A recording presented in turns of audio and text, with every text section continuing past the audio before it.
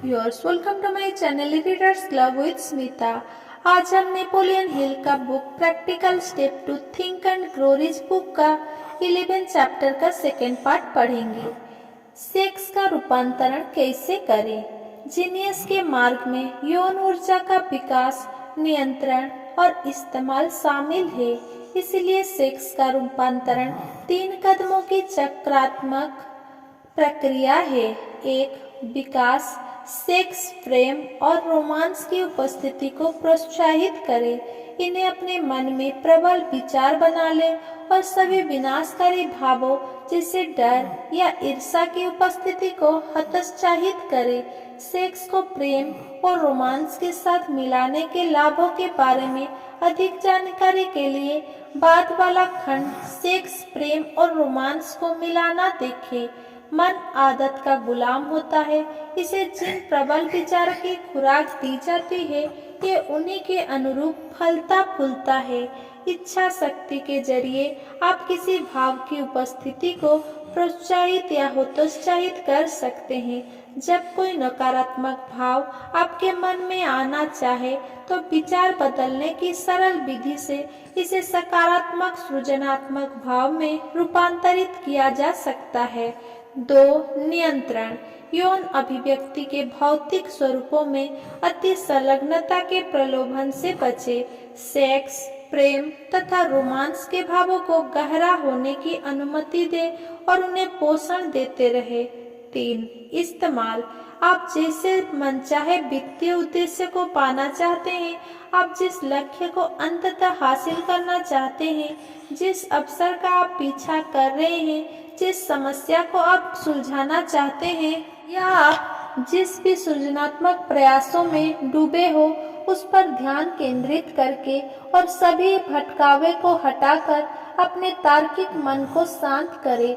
आप यह चाह सकते हैं कि विचार तरंगों की गहनता के लिए आप किसी शांत, स्याह या हल्की रोशनी वाले कमरे में बैठे या लेट जाएं या अपनी आंखें बंद कर ले, ताकि आपका अवचेतन मन कमान संभाल ले। स्वैच्छिक स्वप्रयास के अलावा जीनियस की कोई दूसरी राह नहीं है। यौन ऊर्जा की प्रबल शक्ति से ही लोग वित्तीय या कारोबारी सफलता की महान ऊंचाइयों हासिल कर सकते हैं, लेकिन इतिहास में ऐसे प्रमाण भरे पड़े हैं कि उनमें कुछ चारित्रिक गुण हो सकते हैं और आमतौर पर होते हैं, जिनकी वजह से वे अपनी खुशकिस्मती को कायम नहीं रख पाते हैं या उसका आनंद नहीं ले पाते हैं। सेक्स के रूपांतरण के जरिए छठी इंद्रिय में संलग्न होना। सेक्स का रूपांतरण छठी इंद्रिय सृजनात्मक कल्पनाशीलता को संलग्न करता है, जिसे अध्याय 10 में ज्यादा गहराई से बताया गया है। सृजनात्मक कल्पना की शक्ति का इस्तेमाल बहुसंख्यक लोग जिंदगी में कभी नहीं करते हैं, और अगर कभी करते भी हैं तो आमतौर पर ऐसा संयोगवश ही होता है। तुलनात्मक रूप से बहुत कम लोग ही किसी उद्देश्य से सोच विचार कर सृजनात्मक कल्पना शक्ति का प्रयोग करते हैं। जो लोग शैक्षिक रूप से और इसके कार्य की समझ के साथ इसका उपयोग करते हैं, वही जीनियस होते हैं। सृजनात्मक कल्पनाशीलता की शक्ति मनुष्य के सीमाबद्ध मस्तिष्क और असीम प्रज्ञा के बीच की सीधी कड़ी है।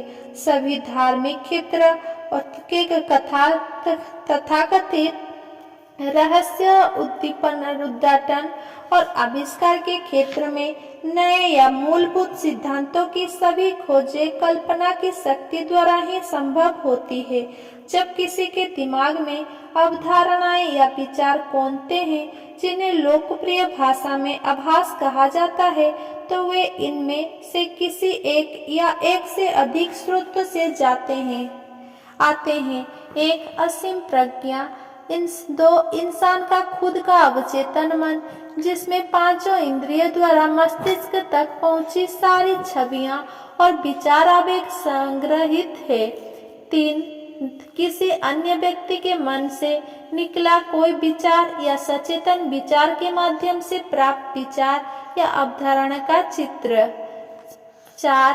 किसी अन्य व्यक्ति का अवचेतन भंडार, प्रेरित विचार या आभास प्राप्त करने का कोई अन्य स्रोत नहीं है। ज्यादा ऊंचे विचार धरातल पर पहुंचना।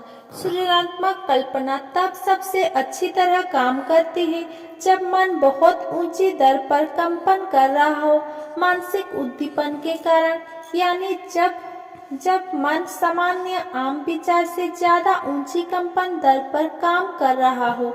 दोहन और रूपांतरण करने पर यह प्रेरक शक्ति किसी इंसान को विचार के ज्यादा ऊंचे धरातल तक उठा सकती है, जिससे वो चिंता और छुटपुट चिढ़ के स्रोतों से निपटने में माहिर बन जाता है, जो निचले धरातल पर उसके मार्ग में भरे रहते हैं।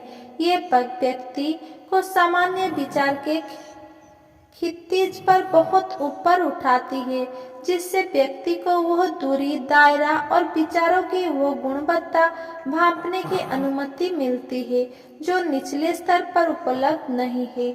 मिसाल के तौर पर, जब कोई रोजमर्रा की कारोबारी या पेशेवर समस्याओं के समाधान में संलग्न हो, जब आप मस्तिष्क आवेग के किसी स्वरूप के जरिए विचार के ज्यादा ऊंचे स्तर तक उठ जाते हैं, तो आपकी स्थिति वैसे ही होती है जैसे आप हवाई जहाज में इतनी ऊंचाई पर पहुंच गए हों जहां से आपको उस क्षितिज के पार भी दिखाई देता है, जो जमीन पर रहते समय आंखों से दिखाई नहीं देता था।